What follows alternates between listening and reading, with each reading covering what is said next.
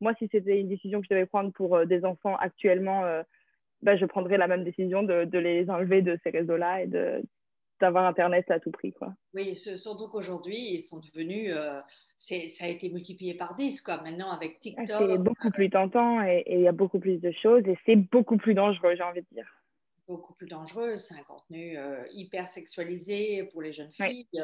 C'est oui. quelque chose que tu suis dans le cadre de ton activisme où tu fais participer beaucoup de jeunes, de plus jeunes que toi. Est-ce que c'est quelque chose que tu constates dans l'usage des plus jeunes, ce souci dont on parle beaucoup maintenant aujourd'hui des jeunes filles qui très tôt se sentent obligées de faire des danses très sexualisées parce qu'elles voient beaucoup de Hmm, ce contenu-là dès 7 ans, 8 ans. hmm. Alors, c'est un sujet qu'on aborde peu et moi, je suis vraiment avec des jeunes qui sont assez passionnés et qui sont assez focalisés sur leur sujet. Mais c'est un sujet c'est quelque chose que je vois quand même, c'est une tendance que je vois quand même.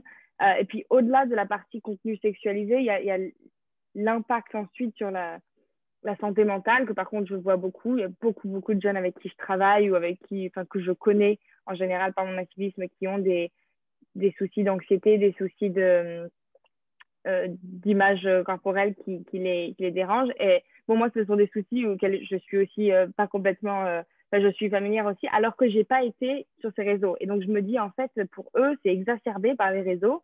Donc, Ouais, c'est vraiment une gravité extrême. ouais.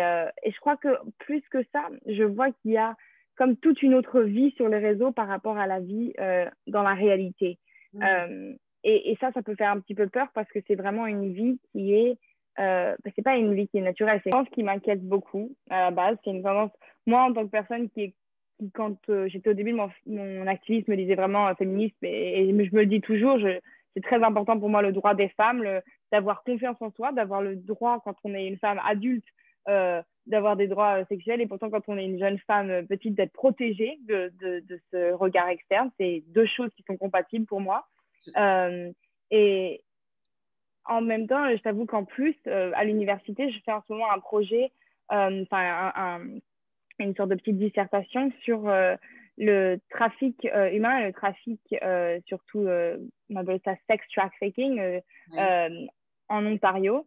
Ouais. Et une des expertes à qui je parlais me disait ça a été exacerbé par Instagram, TikTok, Snapchat, parce que ça devient plus facile de recruter des jeunes filles, puisqu'en fait, ces jeunes filles mettent déjà leurs atouts en avant à cause des algorithmes, et ensuite, ça devient plus simple pour des personnes qui sont plus prédateurs de retrouver ces jeunes filles qui auront déjà une tendance et à encourager ça. Et donc, en fait, c'est vraiment dire que c'est pas parce que les jeunes filles actuelles sont plus d'une certaine façon qu'avant, c'est Ouais. qu'on a des algorithmes qui fonctionnent sur la psychologie de notre cerveau pour encourager un nouveau type de comportement. Donc oui, ça m'inquiète énormément.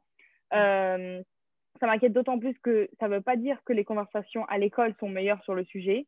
Et ça ne veut pas dire que le sujet est moins tabou à la maison. Il est juste moins tabou en ligne entre jeunes. Donc non, ça me fait très peur.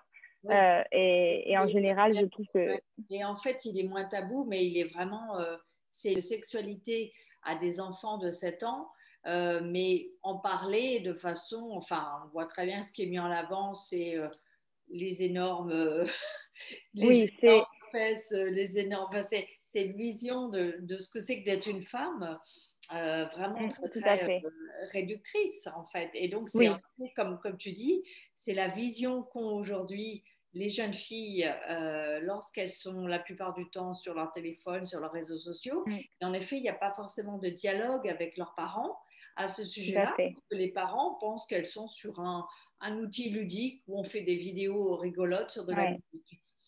tout à fait. Et puis, je crois que c'est important de montrer, et ça, c'est toujours quelque chose qu'on voit avec la technologie, ça met en avant, ça exacerbe un phénomène pour enlever tout le reste. Et Ouais. donc, ça peut mettre en avant un type de corps, ça peut mettre en avant un type de pratique, mais ça fait croire à tout le monde que tout le monde est censé être comme ça. Et c'est là la gravité. Et moi, j'ai déjà eu des conversations avec des amis à moi qui m'ont dit, moi, je suis pas quelqu'un qui personnellement me sent à l'aise avec me mettre en avant de certaines façons. Moi, je suis moins à l'aise avec ce genre de danse et tout ça. Et en fait, maintenant, on a l'impression que c'est ce qu'il faut être. Et donc, alors que peut-être qu'il y a 200 ans, ou même il y a 100 ans d'ailleurs, on disait à une femme, tu ne dois absolument pas être sexualisé d'une certaine façon, tu n'as pas le droit d'avoir un plaisir sexuel. Maintenant, on dit le contraire, c'est que tu dois absolument être ce type de femme-là. Donc, c'est pas mieux pour moi, c'est pas plus féministe et c'est très grave parce qu'en plus, ça atteint des femmes beaucoup plus jeunes. Ça atteint des femmes avant même que leur corps ait changé comme ça, en fait. Entre-temps, on n'a pas encore on n'a pas atteint la puberté.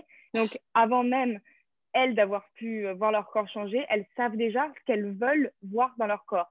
Et moi, je me dis que ça doit être traumatisant d'arriver à l'adolescence et d'avoir son corps qui change dans une direction différente de ce qu'on croyait être l'objectif ultime. Pour moi, ça doit être une période affreuse. Et pour le coup, je pense vraiment que c'est une faillite de notre société de laisser des jeunes filles et d'ailleurs des jeunes garçons, enfin de laisser tout individu consommer ce contenu avec aucun filet de sécurité ou aucun endroit pour en parler.